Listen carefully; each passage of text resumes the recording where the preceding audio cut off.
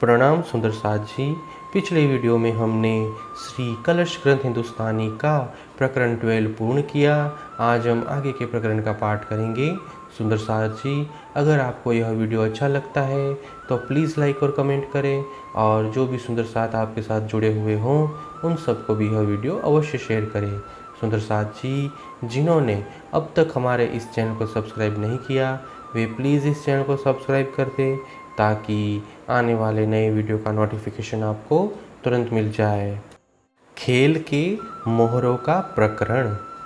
अब निरखो नीके कर, ए जो देखन आइया तुम, माग्या खेल हिरस का, सो देख लावे खसम। हे ब्रह्म आत्माओं, इस मायाजन्य यानी दुखपूर्ण विश्व को देखने के लिए तुम यहाँ आई हो, उसे भली भांति देख लो। तुम्हें चाहकर खेल देखने की मांग की थी, उसे प्रियतम धनी तुम्हें परम धाम में बैठाकर दिखा रहे हैं। भोम भली भरत खंड की, जहाँ आई निध नेहचल, और सारी जीमी खारी, खारे जल मोह जल। समस्त जगत में भारत भूमि श्रेष्ठ है, जहाँ परम धाम की अविनाशी निधि प्रकट हुई है। अन्य सारा जगत खारा यानी प्रेम विहीन शुष्क है। यह सारा भवसागर ही खारा कहलाता है। ईत बोए वृक्ष होत है, ताको फल पावे सब कोए, बीज जैसा फल तैसा, किया जो अपना सोए। यहाँ पर जैसा कर्म का बीज बोया जाता है उसी का फल सब कोई प्राप्त करते हैं। यहाँ की विशेषता यह है कि जो जैसा बीज बोता है वैसा ही फल मिलता है। इनमें जो ठोर अवल, जाको नाम नौतन, जहाँ आए उदय हुआ, नेहचल बात वतन। इस भारत भूमि में भी जो सर्वोत्तम स्थान है उसे नौतनपुरी कहा गया है, जहाँ अखंड परम धाम की निधि तारतम के रूप में प्रकट हुई है। यह खेल तुम मागिया, सो किया तुम खातर, ए विध सब दिखाए के, पीछे कहूँ वतन आखर। हे ब्रह्म प्रियाओ, तुमने स्वयं ही यह खेल मांगा था, इसीलिए तुम्हारे लिए ही धामधनी ने इसकी रचना की है। इस प्रकार ये सब बातें तुम्हें समझाकर फिर अंत में परम धाम की बातें कहूँगा।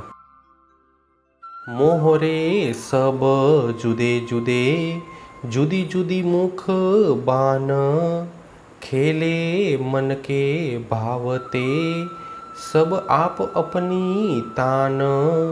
इस जगत के खेल में जीव खेल के पात्र के रूप में विभिन्न संप्रदायों में भटक रही है। सबकी बातें अलग अलग है एवं सब अपनी अपनी तान में मस्त हैं। स्वांग काछे जुदे जुदे, जुदे जुदे रूप रंग, चले आप चित चाहते, और रहे भेले संग। इस संसार में कई लोग अनेक वेश बनाकर पृथक पृथक रंगों में रंगे हुए घूम रहे हैं। इस प्रकार सब एक साथ एक समूह में रहते हुए भी अपनी अपनी इच्छानुसार चलते हैं। अनेक शहर बाजार चौटे, चौक चौटे अनेक, अनेक कसबी कसब करते, हाथ पीठ बसेक। जिस प्रकार इस जगत में अनेक शहर हैं, बाजार हैं, दुकानें हैं, चौराहों में अनेक चौक बने हुए हैं, अनेक कारीगर कारीगिरी करते हैं। नगरों में दैनिक एवं साप्ताहिक तथा वार्षिक लगने वाले हाट और पीठ भी विशेष दिखाई देते हैं। ठीक उसी प्रकार यहाँ पर अनेक मतांतर के लोगों ने धर्म को व्यवसाय बना रखा है। भेष सारे बनाए के करे हो कार, कोई मिने आहार खाए, कोई खाए अहंकार। इस प्रकार नाना प्रकार के वेश बनाकर लोग अपने अपने ढंग से शोर मचा रहे हैं। कोई आहार का सेवन करते हैं तो कोई अहंकारी होकर अहंकार का ही आहार कर रहे हैं। विध विध के भेष काछे सारे जान प्रवीण, वर्ण चारो खेले चित दे, नाहिन कोई मतहीन। विभिन्न प्रकार के वेशभूषा धारण किए हुए ये लोग स्वयं को प्रवीण समझते हैं। इस खेल में चारों वर्ण ब्राह्मण, क्षत्रिय, वैश्य, शूद्र के लोग मदमस्त होकर खेल रहे हैं। इनमें से कोई भी स्वयं को बुद्धिहीन नहीं समझता। पढ़े चारों विद्या 14, हुए वर्ण विस्तार, आप चंगी सब दुनिया, खेलत है नर नार। चारों वर्णों के लोग 14 विद्या को पढ़कर अपने अपने वर्ण विस्तार में लगे हुए हैं। इस प्रकार पूरी दुनिया में समस्त नर नारी स्वयं को श्रेष्ठ मानकर अपनी अपनी मस्ती में खेल रहे हैं। वर्ण सारे पसरे लोभे लिए करे उपाय, बिना अग्नि पर जले, अंग काम क्रोध न माए। इस प्रकार चारों वर्णों का विस्तार हो गया है। ये सब लोभ के वशीभूत होकर अपनी जीविका के लिए कई प्रयत्न करते हैं। ये सब लोग बिना अग्नि के ही जल रहे हैं। इनके शरीर में काम क्रोध लोभ जैसे दुर्गुण नहीं समाते। ना ही जासो पहचान कबहू, तासो करे सनमंध, सगे सहोदरे मिल के, ले देवे मन के बंध। जिनके साथ कभी कोई पहचान तक नहीं होती उनके साथ संबंध बना लेते हैं। सभी सगे संबंधी और भाई बंधु मिलकर उन्हें विवाह के सांसारिक बंधन में बांध देते हैं। सनमंद करते आप में, उछरंग अंग न माए, केसर कसूबे पहन के, शहर में फेरे खाए।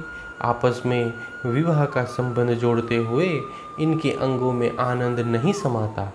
ये लोग विवाह के उमंग में केसरी, लाल एवं अन्य विशेष रंग के वस्त्र आदि पहनकर नगर में घूमते हैं। सिंगार करके तुरी चढ़े, कोई करे छाया छत्र, कोई आगे नाटारंभ करे, कोई बजावे बाजंत्र। कोई दूल्हे का साज श्रृंगार कर घोड़े पर सवार होता है और अन्य लोग उसे छत्र उड़ाते हैं। कुछ लोग उसके आगे बाजे गाजे बजाते हैं और नाचते हुए चलते हैं। कोई बांध सीढ़ी आवे सामी, करे पोक पुकार, विरह वेदना अंग न माए, पीटे माहे बाजार। कोई मृतक की अर्थी उठाकर रोते हुए सामने से आ रहा है। गतात्मा के विरह का दुख सहन न होने से वे छाती पीट पीट कर बाजारों में रो रहे हैं। गाड़े जाले हाथ अपने, रुदन करे जलधार, सनमंदी सब मिल के, टलवले नर नार। कोई लोग पार्थिव देह को अपने हाथों से जलाते हैं तो कोई लोग जमीन में गाड़ देते हैं। फिर जलधारा के समान आंसू बहाते हुए उनके संबंधी नर नारी मिलकर विलखते हैं। जन्म होवे काहू के होवे मरण, कोई हृदय हसे हर्ष से, कोई शोक रुदन।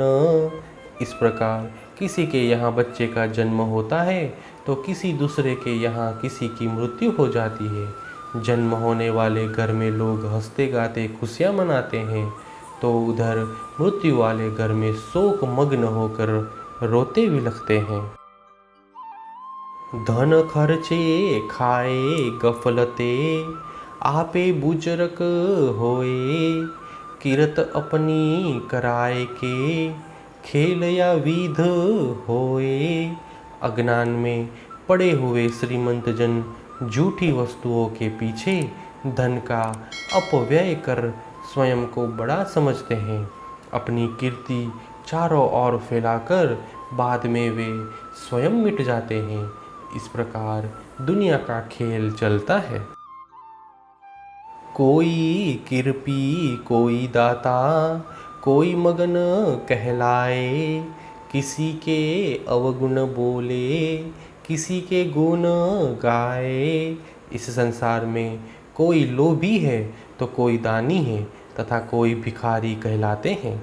भिखारी जन भीख न देने वाले को अवगुण देने वाले का अवगुण गाते हैं और दाता का गुणगान करते हैं। हे सुंदर साथ जी, इसी के साथ श्री कलश ग्रंथ हिंदुस्तानी के प्रकरण 12 की 20 तक की चौपाई का पाठ पूर्ण हुआ। आगे की चौपाइयों का पाठ हम नेक्स्ट वीडियो में करेंगे। प्रणाम जी।